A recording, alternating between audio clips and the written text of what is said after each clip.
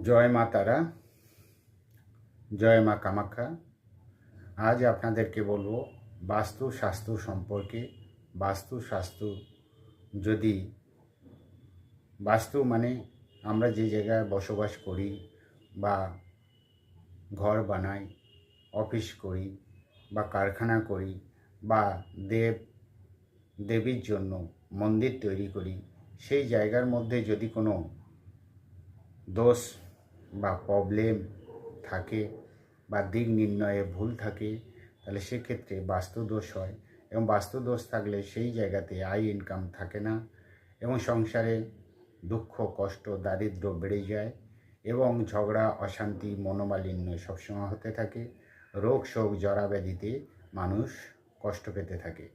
তাই যাদের বাস্তু দোষ আছে, প্রবলেম আছে, তারা গুরুজি তরুণ শাস্ত্রীর সঙ্গে যোগাযোগ করতে পারেন 926552683 নাম্বারে।